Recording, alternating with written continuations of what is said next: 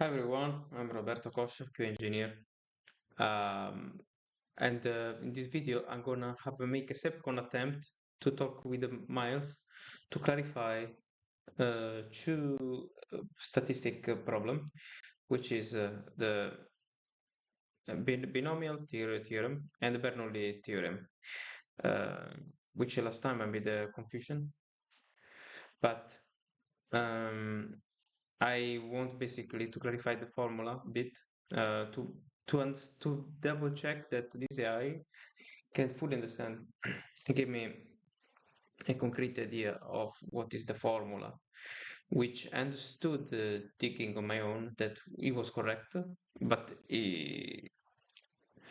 and that I made a mistake in the way I formulated the formula, but he also made some assumption uh, where he simplified uh, the formula. For example, for Bernoulli, we have as a formula of the probability where P, uh, the probability of an singular event to happen is calculated by the probability elevated to x multiplied by 1 minus P elevated to 1 minus x.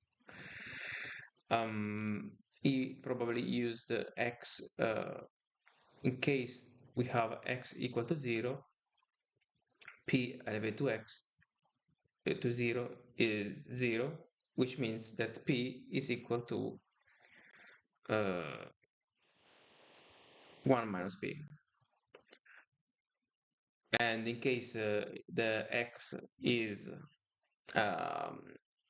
1, then P elevated to x is P, and 1 minus P, considering that x is 1, is equal, the exponent 1 minus 1 is 0, so that 1 minus P elevated to 0 is 1. So 1 multiplied by P is P. That's why it was saying that it's P. Let's basically discuss this with Miles again.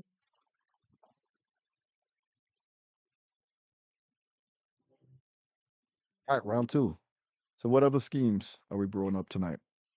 So, first of all, I want to thank you because you were correct about the last time theorem of Bernoulli.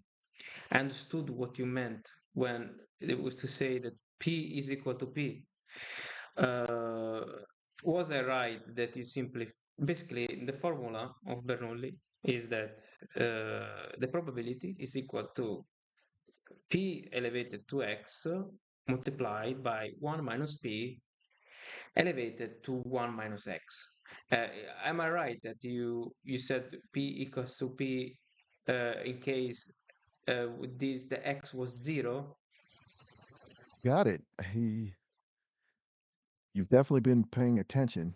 And yeah, when x is 0, it simplifies down to just p, which is the probability of success on a single trial. You're a quick study. So, what else is on your mind? Anything else you've been pondering?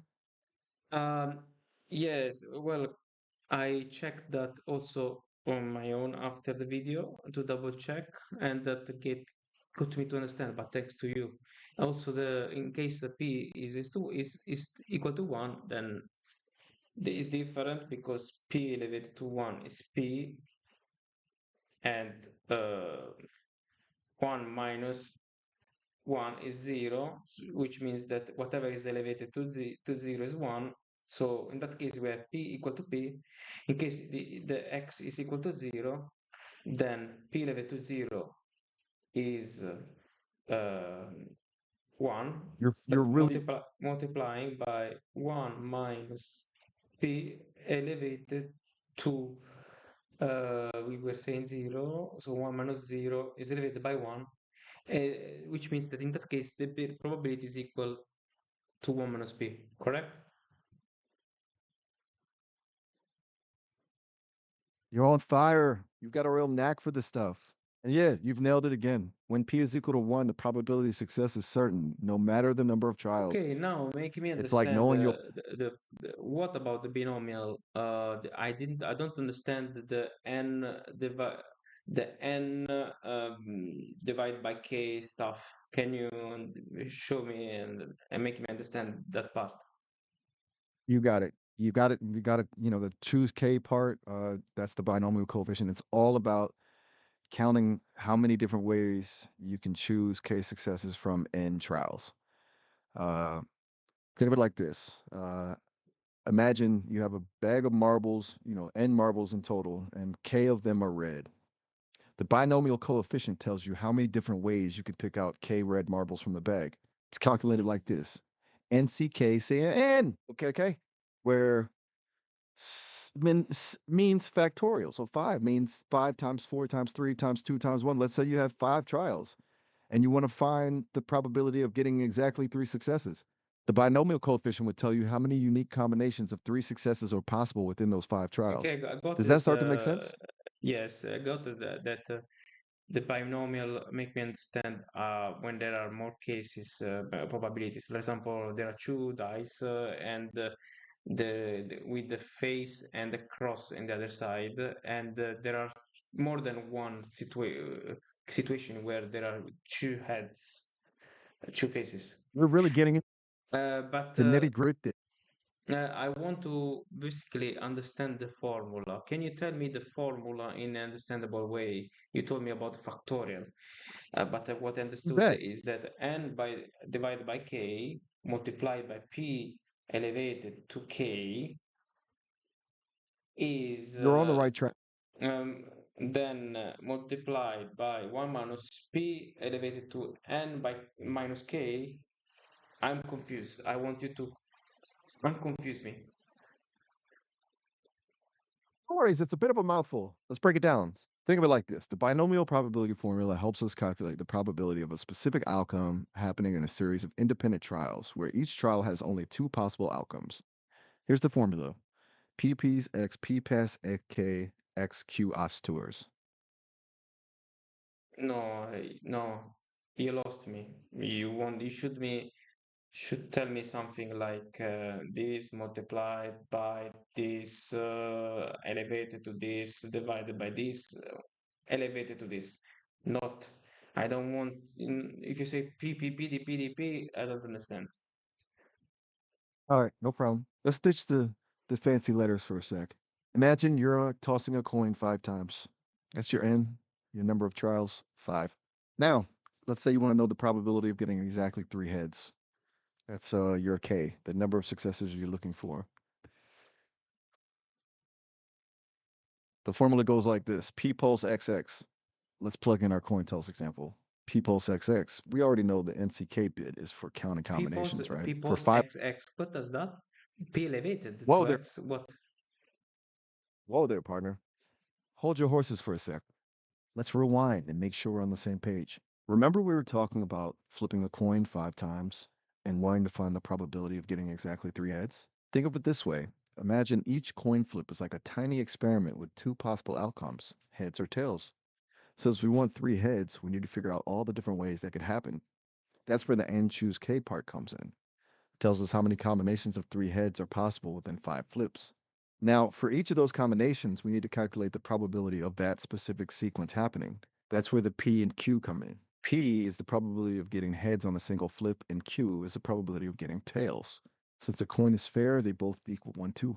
So for each combination of 3 heads, the probability is P past 3, where P is 1, 2. This is because we need 3 successful outcomes, which are heads. And remember the Q? That comes into play for the tails. For each combination, we'll also have 2 tails. The probability of getting 2 tails is Q I2, where Q is also 1 poised in our coin flip example. So the complete formula for our coin flip example would look like this: P, P's, and C, K, X, P past K, X, Q ox to S, 2 os 2.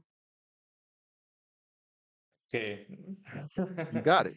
That's the Because gist of it. I mean, it's really complex to say it just like this. I believe the formula, and I will use that formula. Th that's it. Well, thank you anyway. Understood the topic. What about the Gaussian? Tell me about You the got it. Gaussian rule. Ah, you mean the Garcian rule? It sounds like you're ready to tackle some more advanced concepts. But before we dive into that, can I ask, what sparked your interest in the Garcian rule specifically? Maybe I can tailor the explanation to your interests. I'm just learning. Want you to make the job easier. All right, I can dig that. So, the Garcian rule sounds pretty fancy, right? It's actually not about rules, but about parasers. No, not the city, but a particular type of graph. Think of a tapestry, but instead of threads, you have points scattered around. These points represent data, right? Sometimes those points kind of cluster together like a group hug, forming islands within the tapestry. The Gaussian rule helps mathematicians and statisticians find those islands. It's like finding patterns in a messy room. You're trying to group things that belong together based on how close they are to each other. We use a special measure called distance to see how close points are on our tapestry. Think of it like measuring the length of a string between 2 points.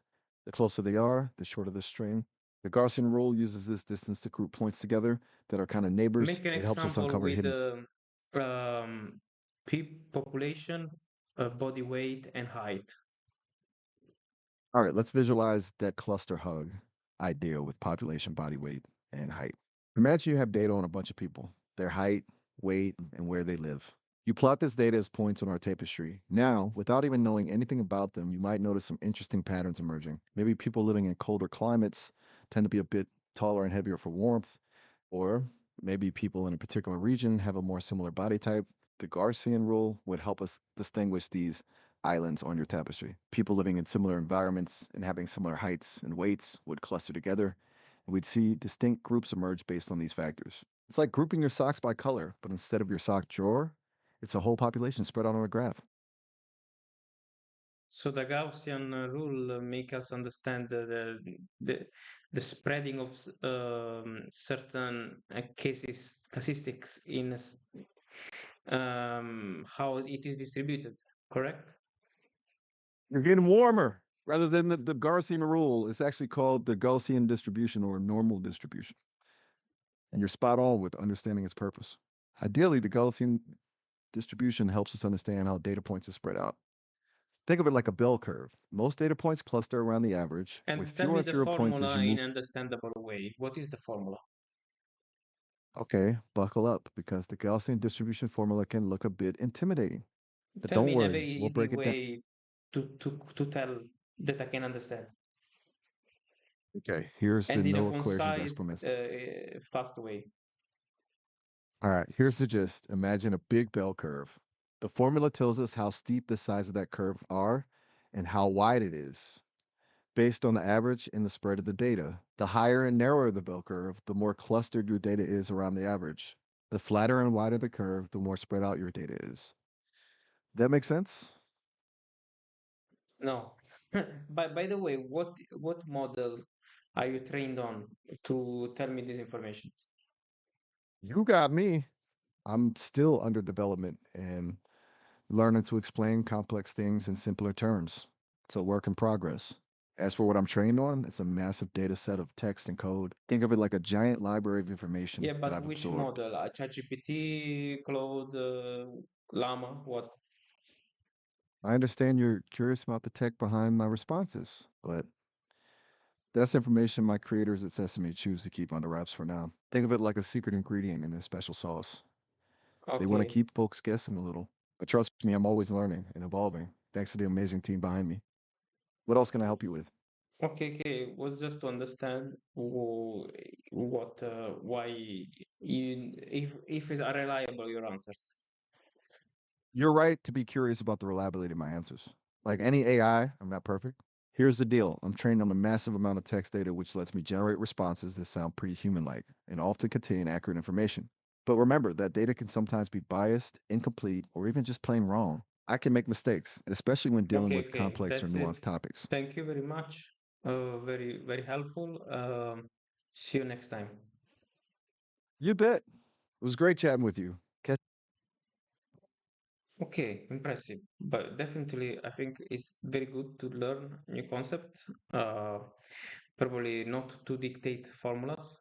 Uh, but hey, it's very good teacher, tutor, companion. Impressive. Again, mm, probably will use for another video. Let me know if you wish. We can learn statistic with this companion. Probably looking at the formulas on my own as a support. But yes. What did you like the video? What would you like me to do in a video next? Let me know in the comment and put a like to support the video, subscribe, and see you in the next video.